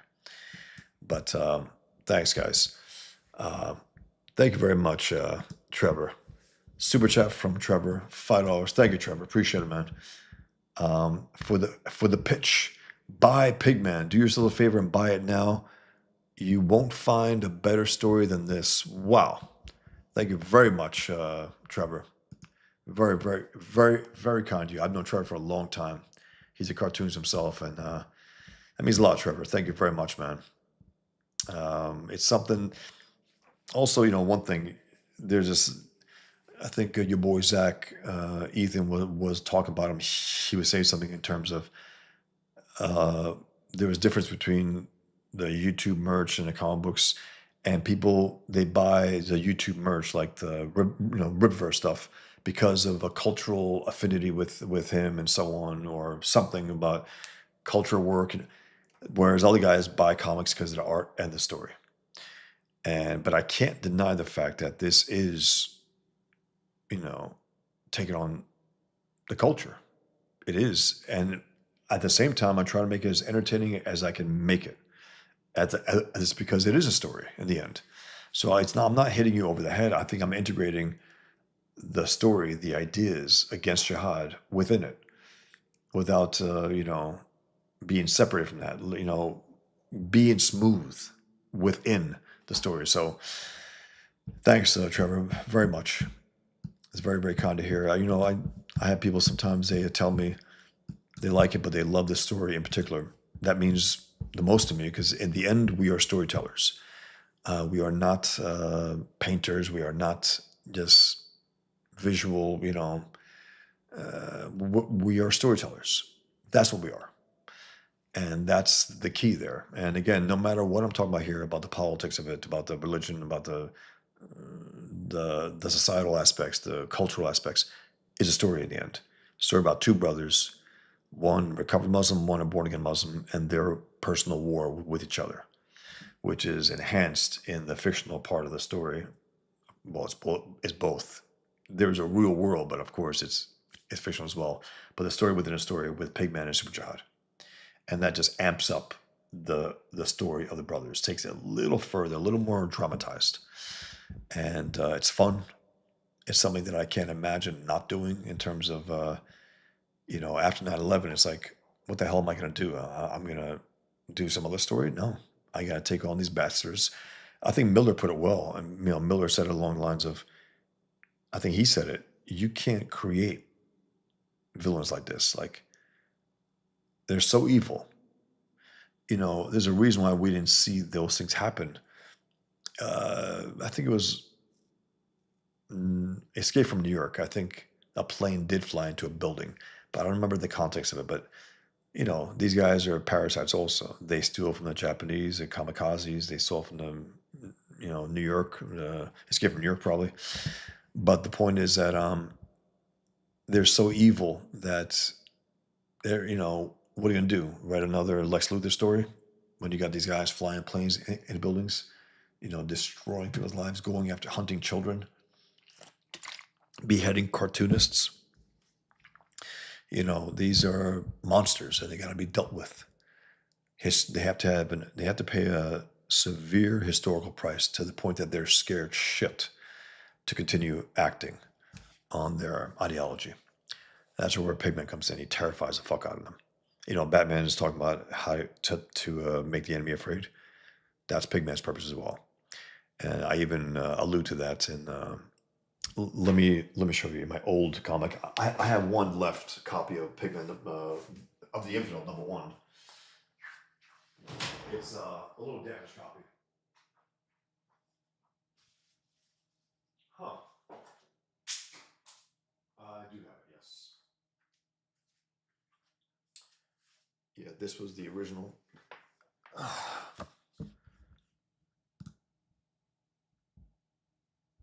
It's the original years ago. I got this one last copy here, and I think it's a damaged one that they have. There was a little printing mishap. Actually, no, this is a good one. I think I just kept one for myself. I don't have any more of the issue 3, though. So this was The Infidel featuring Pigman. Eisner Award nominee, which I'm proud as hell about. Oink Comics. And here's my homage to Bruce Wayne. Jihadists are a superstitious and cowardly lot. So my disguise must be able to strike terror into their hearts. I must become something terrible, something they fear. I shall become a pig. You know, it's fun, man. It's fun stuff. I love that. Just a little taste of that also. Little things like this, you know. I think it's funny. Killian's talking to his Muslim friend, longtime Muslim friend, and he says, what do you say? He tries to talk him out of Pigman. He goes, oh, so he goes, I don't think you're suicidal, but your work really gives me pause. He goes, oh, so you do understand Islam. He goes, this is serious, Killian. He goes, deadly serious, apparently.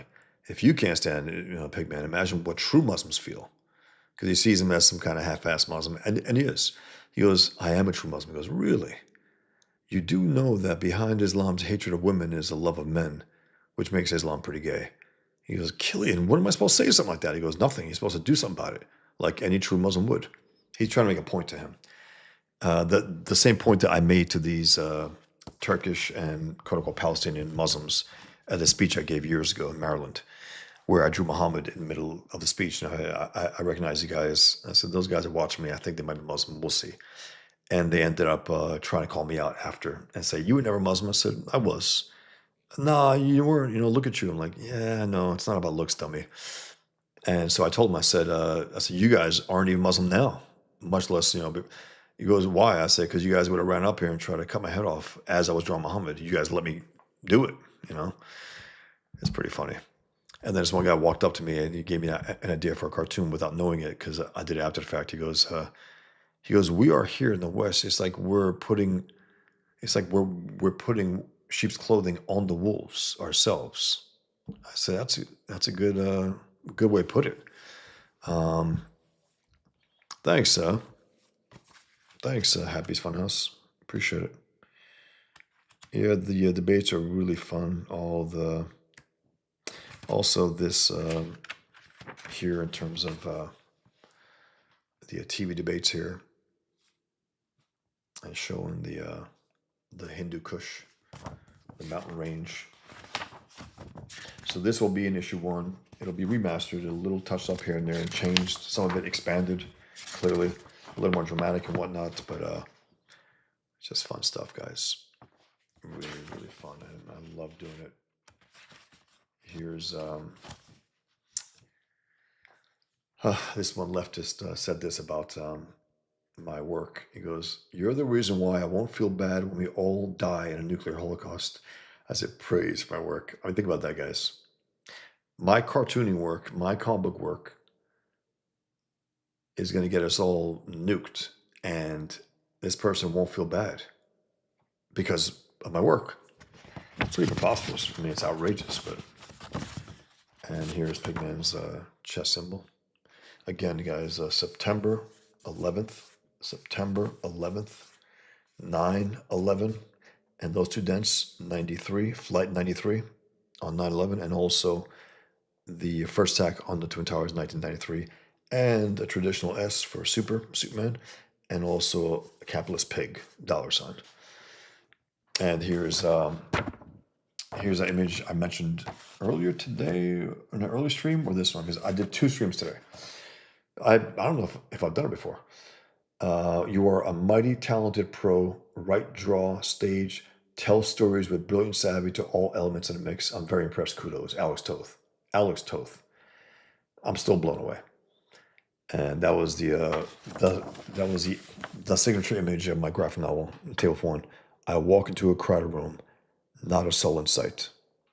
And then here's some choice blurbs that I got for Pigman. Big Jim Shooter, the great Jim Shooter. He goes, well done, provocative, not politically correct. You got skills, Jim Shooter. Blew me away too. Daniel Greenfield, the great Daniel Greenfield, goes, the Infidels, closest parallels, Frank Miller's Dark Knight, the only truly relevant post 9/11 comic. Chuck Dixon said, powerful story and well told. You wade fearlessly into some very dangerous waters here. Stylish, raw, and visceral, and told with a lot of heart. Awesome, man. Thanks, Chuck. And then you got James Hudnall. Very strong storytelling and graphic design skills. It doesn't pull any punches. Bosch falls and goes where few dare to tread. Incredible. Blown away by these blurbs, man. Just blown away. But yeah, guys, thanks again, Trevor. Much appreciated, man. The story is the key. It's the thing. It really is, and that particularly means a lot to me. So thank you very much. Whenever I get that, I'm not the most dynamic or flashiest of artists. I'm not, and I don't set out to be. I want to tell a story. I want to tell it as well as I can, directly as I can, clearly as I can. And if I can make some dramatic stuff, absolutely. The action scenes, I do want to open up a little, be a little more action oriented. But I'm telling a story. I'm not doing some kind of poster. So that's my thing. So thanks again, Trevor. Appreciate it. Thanks for the super chat and the very kind words. Mikey Getz says, I wanted to read Table for One and love autographs. So after your first show on Ethan's, I got a signed copy on eBay for $100. Wow. Okay. Yeah, so they sold them for hundreds there actually, and it was something ridiculous, like $500 for probably. I was like, damn, that's a lot on Amazon and eBay. But thanks for getting it, Mikey. Appreciate it.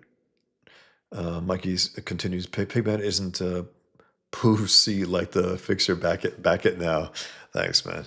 Yeah, Miller undercut it on day one when he said, I don't know squat about Islam, but I sure know a lot about Al Qaeda. It's like, what does that mean?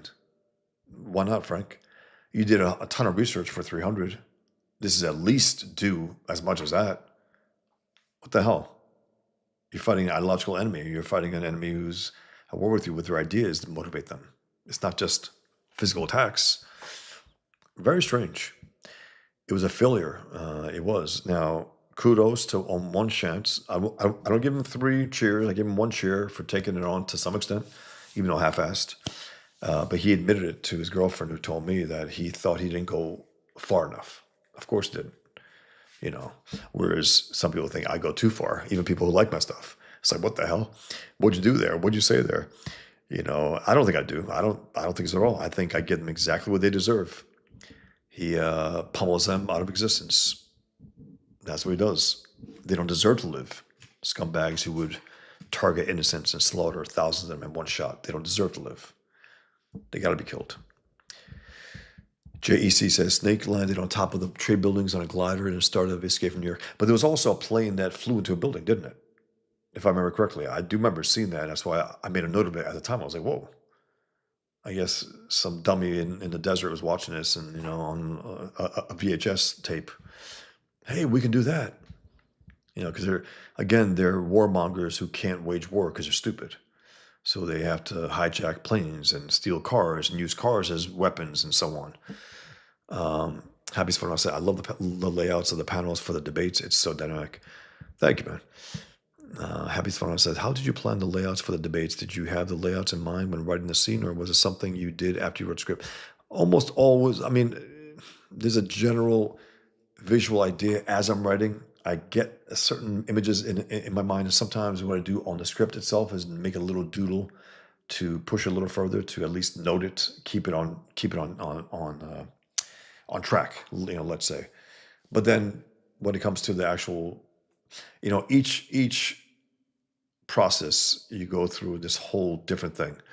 You refine it. It's like whatever. Even the script makes a lot of revisions at that point, because it's like, okay, I don't need all that. I can just visualize that. I don't need to have as many descriptions or as much dialogue here. Sometimes just with a look, that's more than enough. But I do get a little dialogue heavy at times. I don't mind that. If it's good dialogue, it's good dialogue. It's a it's a battle of ideas at that point, and I want everyone to get their shot. Everyone in that story, and 100% there will be people who will agree with others than with Killian. 100%. People who are reading it, they might agree with that guy or this guy. Say, you know what? I don't agree with Killian there. Good. Then I did my job because I want to make a legitimate case for each of these characters. However, what I think of them, I'm trying to get in their heads. Okay, I think they would say something like this. I think they believe this, and so on. Um, so he's not just a bowling ball and knocking out things. No, I think it's a good organic argument that they're having, and it goes from one thing. He says something, then he says something because he said that, and so on, and it's fun. Trevor says, I was working on a project with James Heldon when he died. God damn it, man. I remember he was getting sick. I remember that, and then before I knew it, he died. And bad, man. That was a gut punch. Even though I knew he was sick, I didn't know the details of it. I found out later also. He didn't, I don't think he talked about it openly. I don't blame him. I probably wouldn't do it myself, but God damn it. He could still be here. See a lot that's going on. JC says the president's plane, maybe the president's plane. But I do remember that, though. I remember there was a plane, also Miller in Dark Knight Returns, when the nuke goes off and the plane's falling out of the sky, landing into buildings and so on. It's not unprecedented in fiction, but this, of course, was a wanton, attack on a building of people and killing everyone there. And again, guys, whatever they try to sell us, these savages, that they're true believers and we love death. You love life, we love death. Talk themselves up. Out of the 19 hijackers, only 4 of them knew they were suicide missions. They couldn't get everyone else to get on board. They knew that. It's very tough to throw your life away, even for these savages. Even for Muslims who are raised in hellholes, it's still tough for them to throw their lives away. And some to get a little hopped up also. They need a little drugs.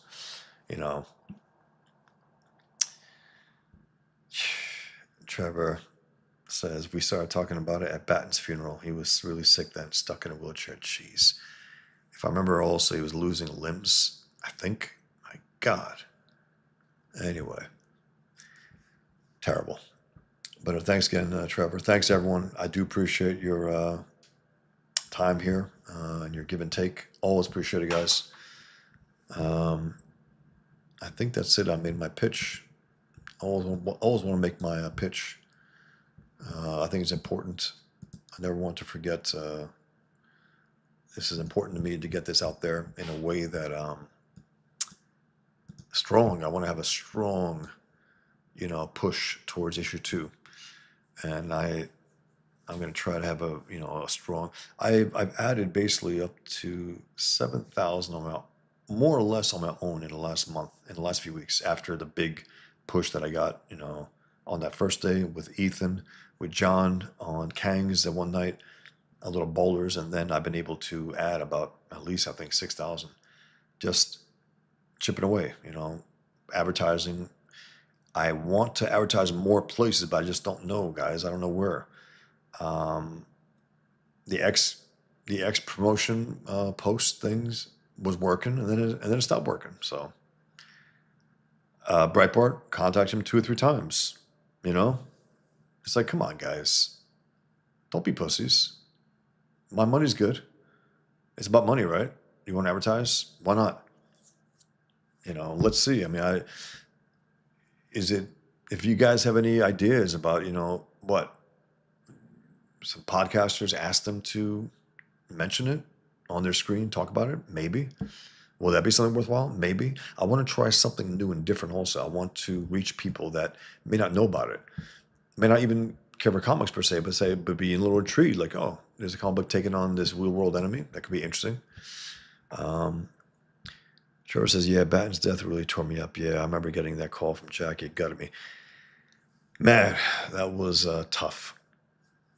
and I was going through a lot of stuff myself at that time. Also, I remember that um, post Garland and all that, my life being flipped completely. Um, that just, you know, that was tough. Got to know him. First time I saw Batten, he was on a panel with Paul Pope and Frank Miller at SPX, the Small Press Expo in Maryland. And Batten just intrigued me. So funny. I don't know why. I thought he was English. And I told him about it. We laughed. And he has a clear Brooklyn accent. I mean, I don't know how the hell I thought that. I don't know I don't know what happened, but I thought the guy was interesting. And the first thing I asked him in the email, because I found his email, I said, have you read Ayn Rand? Because it was something he was saying, which may have been the case. And he says, yes. And we just hit it off at that point. We met at Mocha, I believe, the first time, and then SPX, and then San Diego Comic-Con. Knew him for a good number of years. Every time I went to San Diego and the small press expos whenever we could. Sometimes just met up in San Diego. Um, yeah. Mikey Getz says, media is nothing but liars in a way that people are giving us news. Yeah, it's propaganda. It's pure propaganda. We don't have an objective news media at all. We should. A free society should have that, but we don't have that. We have either right or left. It's like, come on, man. I want that. I want to get news, actual news from people who I don't know where the hell they're coming from. We don't know that. It's become corrupted to the point where it's propaganda networks. And at least Fox will give you a chance at getting to the truth, more so than the left stuff, but still, they're going to propagate a little here and there. They will. It's not, it's, while they will show my Muhammad cartoon, meaning that's a difference, that they will show my Muhammad cartoon. The others will absolutely not. So there's a difference there, but still, it is compromised. It's compromised. But I'm going to get going, guys. Thank you very much for being here. Thank you for your time. Thanks again, Trevor. Appreciate it. And until next time, guys, thank you so much. Take care. Be well. Thank you.